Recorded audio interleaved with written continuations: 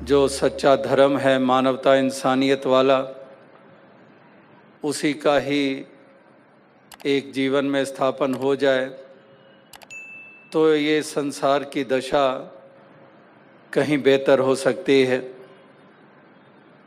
यही एक मानवता इंसानियत ही सच्चा धर्म है। ये हर किसी को समझने की ज़रूरत है, क्योंकि आज जो धर्म या मज़हब मिल्लत की दीवारें खड़ी हुई हैं,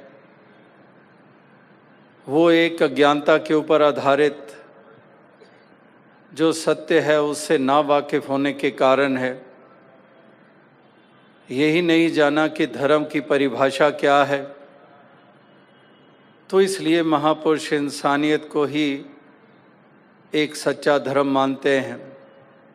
और हर युग में स्थापन अगर हुआ तो इंसानियत वाले धर्म का ही स्थापन हुआ, चाहे राम जी के द्वारा, चाहे कृष्ण जी के द्वारा, चाहे हज़रत ईसा मसीह जी के द्वारा, या हज़रत मोहम्मद साहब के द्वारा, या फिर श्री गुरु नानक देव जी महाराज के द्वारा, या फिर इसी प्रकार से जितने भी तमाम भक्तजन, संत जन, बोतन्ना जी हों, वैमन्ना जी हों, या तुकाराम जी, नामदेव जी हों, कबीर जी, रविदास जी हों, बुल्ले शाह जी, फरीद जी हों, मीराबाई या मुक्ताबाई हों, इसी प्रकार से पंच सखा हों, या फिर वही धर्म जो स्वामी विवेकानंद जी जिसका जिक्र कर रहे हैं, चैतन्य महाप्रभु जिसका जिक्र कर रहे हैं, तो ऐसा धर्म, इंसानियत वाला धर्म अगर समझ लिया जाए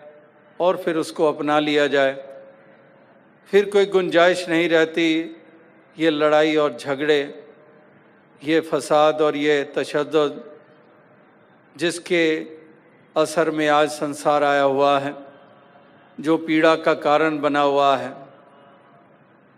तो इसलिए आज जो इस सत्संग में भी जो पैगाम दिया जा रहा था, वो इंसानियत और प्रेम का पैगाम दिया जा रहा था कि एक इंसानियत से युक्त ना होने के कारण इंसान हैवानियत के रास्ते पे चल रहे हैं। नफ़रत, वैर, घृणा ही हैवानियत के रास्ते पे ले जाती है।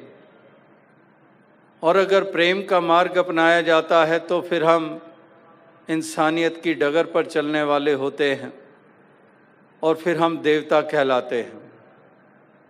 और अगर रास्ता ही नफ़रत का अख्तियार किया जाए तो फिर निश्चय ही जन्नत नहीं, दोज़ख इस धरती को बनाने के सामान जुटाए जाते हैं। तो प्रेम, भाईचारा ये केवल स्लोगन्स नहीं हैं, और जिन्होंने केवल इसको स्लोगन्स तक ही सीमित रखा है वो कहीं पर भी संसार में वो माहौल स्थापित करने में सफल नहीं हो सकते हैं। ये सफलताएं तभी मिलती हैं जब वाकई ही इस बोल को, इस स्लोगन को एक जीवन का रूप दे दिया जाता है। इस प्रकार से ऐसे महात्माओं, संतों, गुरु, पीर, पैगंबरों ने और ऐसी सज्जन प्रवृत्ति वालों ने यही कहा कि इंसानों इस डगर पर चल पड़ो, चलने की ही बरकत हुआ करती है। बोलों की तो कमी है नहीं है। जब से वेदों की रचना हुई, सतयुग से लेकर आज तक, not just decades or centuries, we are mentioning ages, तो हजारों बरस बीत गए जब जो बोलों की बात करें, जो बखान की बात करें, वेदों की रचना, या फिर इसी प्रकार से रामचरितमानस हम पढ़ते हैं, रामायण पढ़ते हैं, गीता का अमर संदेश, इसी प्रकार से पाक कुरान, बाइबल, कुर्बानी, तो किस प्रकार से वो सब के सब इसी तरफ ही अग्रसर करते आ रहे हैं कि इंसान बने हम, इसीलिए कहा गया कि मनोर्भव मनुष्य बनो, कि मनुष्य बनो। अगर हम इस रूप में मानव के रूप में पैदा हुए हैं और हम समझते हैं कि हम इंसान हो गए, नहीं, महापुरुषों ने इसीलिए कहा कि मनोर्भव मनुष्य बनो। केवल पैदा हो गए इस योनि में, जिसको हम इंसानी योनि कहते हैं, तो इतना ही काफ़ी नहीं है कि केवल इस योनि में हमने जन्म ले लिया तो हम इंसान हो गए। नहीं, इंसान बनना होता है। इसीलिए कहा कि मनोर्भव मनुष्य बनो। ये उन्हीं को कहा गया जो इंसान के रूप में पैदा हुए, उनको कहा गया। और किस लिए कहा गया? आखिर ज़रूरत क्यों पड़ी? क्योंकि जिस्म तो इंसान वाला पा लिया, लेकिन फितरत इंसान वाली ना हुई, वो चाल इंसान वाली ना हुई। तो इसलिए कहना पड़ा कि मनोर्भव मनुष्य बनो। और वाकई अगर मनुष्य बनकर जीते हैं तो इंसान कहलाने के हकदार भी बनते हैं और सच्चे धार्मिक भी हम तभी होते हैं। धार्मिक हम इसलिए नहीं है कि हम पगड़ी पहनते हैं तो धार्मिक हो गए, टोपी पहनते हैं तो धार्मिक हो गए, और बाल केस मुंडवा लिए तो धार्मिक हो गए, हाथ में माला के मणके घुमा लिए तो धार्मिक हो गए, चारों धामों की यात्राएं कर ली तो धार्मिक हो गए, पावन पवित्र नदियों में स्नान कर लिए तो धार्मिक हो गए, रात रात भर जागकर मोहल्ले को जगाकर और इस प्रकार से कोई भेंट गा दी तो हम धार्मिक हो गए। तो इस प्रकार से ये कभी भी धर्म की पहचान नहीं मानी गई है। धर्म है बस इंसान होना, कोई और धर्म ईमान नहीं। कि अगर इंसान बन गए तो धार्मिक हो गए, वरना इससे हटकर कोई धर्म की परिभाषा नहीं मानी गई है। Rites and rituals were never considered as spiritual. Rites and rituals, जिसको हम आज महत्ता देते हैं और मान लेते हैं कि हम धार्मिक हो गए। We cannot be religious persons without spirituality. That's why spirituality is considered something different from religion. Otherwise, there were no need. Because when we say spirituality means love, compassion, tolerance, humility, और अगर ये नहीं है तो इसका मतलब वो धार्मिक हम है नहीं है। प्रेम और सहनशीलता, विनम्रता, इसी प्रकार से दया करुणा का भाव ये है नहीं है, तो फिर रह क्या गया बाकी? फिर तो वही रिचुअल्स ही रह गए बस। ये दिन मुबारक होता है, वो स्थान मुबारक होता है, रात रात भर जाग लो या उपवास कर लो इत्यादि। तो फिर तो वहीं तक ही रह गए। जो essence, the true essence of religion, which is spirituality, आध्यात्मिकता, if that is missing then what is there? फिर रह क्या गया? फिर तो केवल इमारतें रह गई या लिबास रह गए, बस उन्हीं में उलझे रहो। और वाकई उलझे हुए हैं तभी तो ये झगड़े और फसाद हैं। अगर वाकई स्पिरिचुअलिटी होती तो कोई कारण नहीं था कि हम लड़े झगड़े।